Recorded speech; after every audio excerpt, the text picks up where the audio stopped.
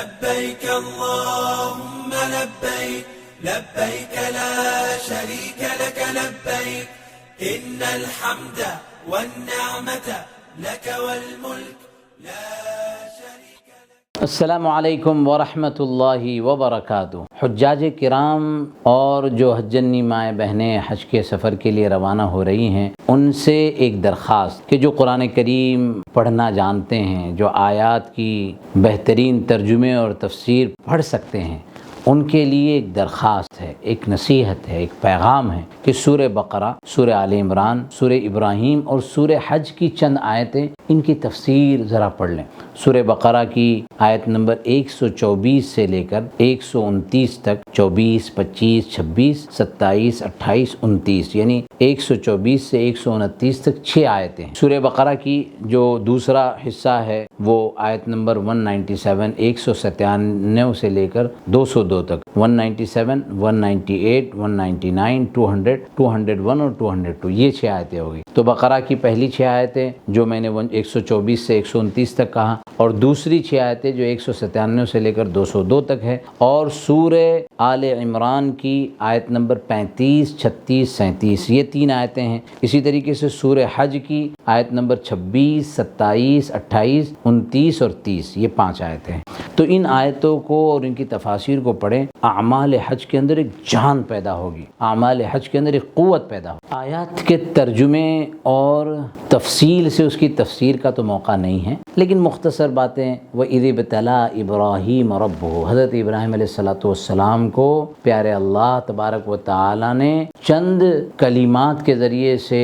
آزمایا. حضرت ابراہیم علیہ السلام سے ایک بہت بڑا کام لینا تھا، تو جتنے عظیم انسان ان کو مختلف جہتوں سے ان کے اندر قوت اور ایمانی تازگی اور ایمانی گہرائی پیدا کی جاتی ہیں. مختلف مراحل ہے. بچپن میں وہ آزر کے گھر میں پیدا ہوئے جو بت پرست ہی نہیں تھا بلکہ بتوں کو بنانے والے تھے، اور پورا محلہ، پورا علاقہ وہ بت پرست تھا اور بتوں کی پوجا کرتا تھا. وہاں حضرت ابراہیم علیہ السلام کی پیدائش، آسمان میں دیکھ کر تاروں کو، چاند کو، سورج کو، اور اس کے بعد پھر اللہ تبارک و تعالیٰ کی وحدانیت کی طرف آنا. اس کے بعد حضرت ابراہیم علیہ السلام کو آگ میں ڈال دیا جانا، پھر اس کے بعد اس شہر سے حضرت ابراہیم علیہ السلام کی ہجرت کرنا، اور پھر اس کے بعد حکم ہونا کہ ہاجرہ اور ان کے بیٹے حضرت اسماعیل کو وادی غیر ذی زرع میں چھوڑ دیا جائے. اس کے بعد ایک اور حکم ہوتا ہے کہ اسماعیل کو اللہ کے راستے میں گویا قربان کر دیا جائے. تو یہ سارے مراحل تھے جس میں حضرت ابراہیم علیہ السلام کو گویا ایک امتحان، ایک آزمائش سے گزارا گیا، اور الحمدللہ حضرت ابراہیم علیہ السلام ان ساری آزمائشوں میں پورے اترے. جب بیت اللہ کی تعمیر کے لیے ان کو حکم ہوا، وَإِذْ يَرْفَعُ إِبْرَاهِيمُ الْقَوَاعِدَ مِنَ الْبَيْتِ وَإِسْمَاعِيلُ، کہ حضرت ابراہیم، حضرت اسماعیل علیہ السلام نے بیت اللہ کی تعمیر کی. بیت اللہ کو کہا کہ وَإِذْ جَعَلْنَا الْبَيْتَ مَثَابًا، اور ہم نے بیت اللہ کو مثابہ بنایا. مثابہ کا معنی کیا ہے؟ مثابہ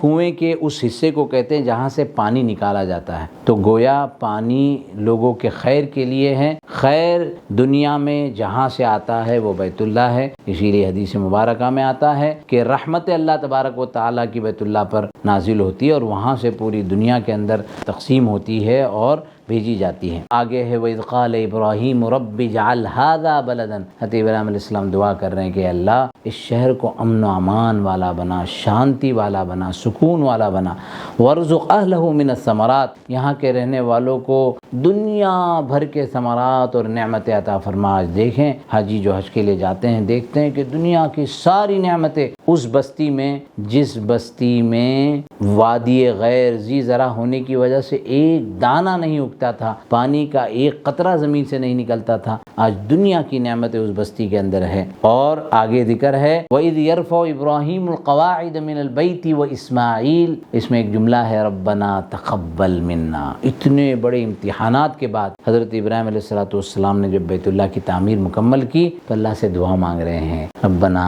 تقبل منا، اے اللہ، اے ہمارے رب، ہماری ان خدمات کو،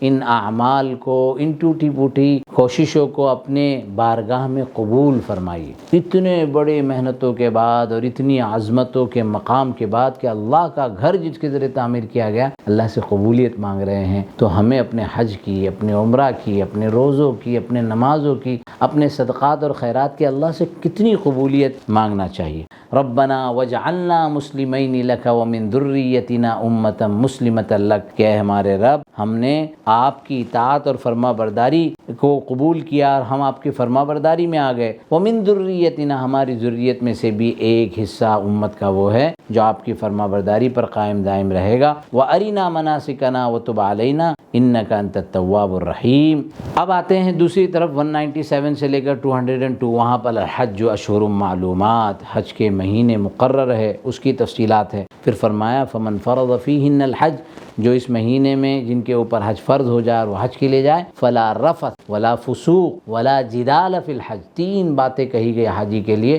کہ رفث نہیں ہے، بد زبانی نہیں، فحش کلامی نہیں، ازدواجی معاملات کی گفتگو کا کوئی سوال ہی نہیں پیدا ہوتا، اور اس طریقے سے اپنی زبان کو اور اپنی فکر کو رفث، گندگی سے اور بد گوئی سے اور بد فکری سے بچانا ہے، ولا فسوق، کوئی گناہ نہیں، کوئی فسق و فسوق نہیں، ولا جدال، جو بہت اہم ہے کہ کوئی بحث و مباحثہ نہیں، کوئی جھگڑا نہیں۔ دنیا کے مختلف لوگ، افریقہ کے لوگ، امریکہ کے لوگ، فرانس کے لوگ، اٹلی کے لوگ، انڈونیشین، ملیشین، ایشین، انڈینز اور دنیا بھر کے گورے کالے سب جمع ہوتے ہیں، مختلف مزاج، مختلف انداز، مختلف اوتار، مختلف طریقے اور مختلف فکر و نظر کے حاملین لوگ وہاں پہنچتے ہیں، اس لیے کسی قسم کا کوئی جدال نہیں، ٹھنڈے دماغ سے، پیار سے، محبت سے اس سفر کو پورا کیا جائے۔ آگے کہا وَتَزَوَّدُوا، اپنے ضرورت کا سامان اپنے ساتھ لے لیں، فَإِنَّ خَيْرَ الزَّادِ التَّقْوَىٰ، اور بہترین توشہ جو ساتھ میں لینے کی چیز ہے وہ تقویٰ ہے۔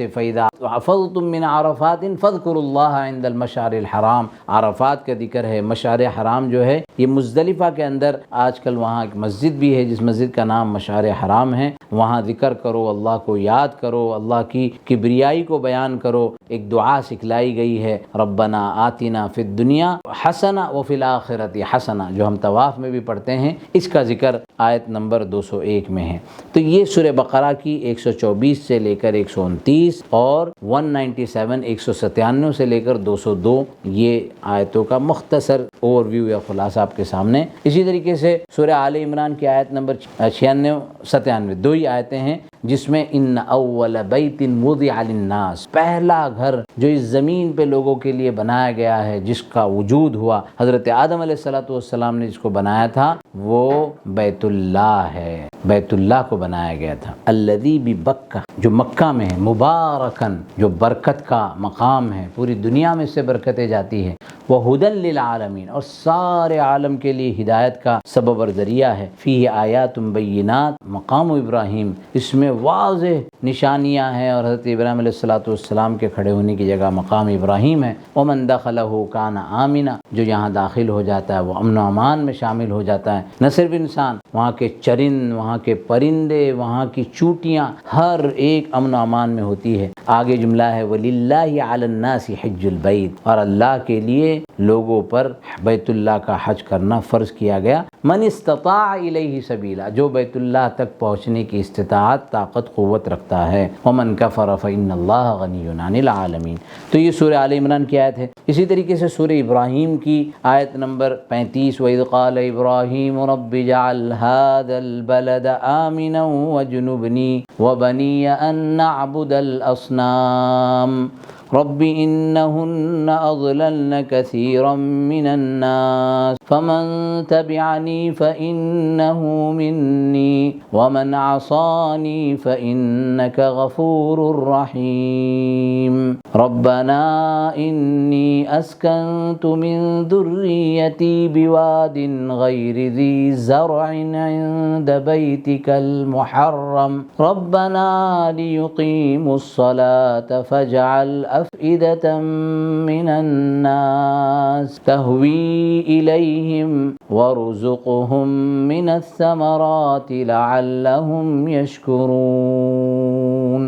سورہ ابراہیم کا یہ مکمل رکوع ہے اور اس کے اندر بھی بہت قیمتی باتیں ہیں۔ یہاں موقع نہیں ہوتا ہے، وہاں جانے کے بعد بہت ٹائم ہوتا ہے حاجی صاحب کے پاس، مارکیٹوں میں گھومنا اور یہاں وہاں کھانے پینے میں وقت کو ضائع کرنے کے بجائے بہتر ہے کہ حرم مکی میں بیٹھے ترجمہ قرآن لے اور ان آیات کی گہرائی میں جائے کہ کیسے اللہ تبارک و تعالی نے اس بستی کو وجود بخشا۔ پھر سورہ حج کی آیتیں ہیں وَإِذْ بَوَّأْنَا لِإِبْرَاهِيمَ مَكَانَ الْبَيْتِ أَلَّا تُشْرِكْ بِي شَيْئًا وَطَهِّرْ بَيْتِيَ لِلطَّائِفِينَ وَالْقَائِمِينَ وَرُكَّعِ السُّجُودِ۔ تو یہ آیت نمبر 26، 27، 28، 29 اور 30، تو سورہ حج کی یہ 5 آیتیں ہیں۔ خلاصہ یہ ہے کہ یہ مکمل آیتوں کا مجموعہ ہیں۔ ان آیات کے مجموعے کے ترجمے کو اور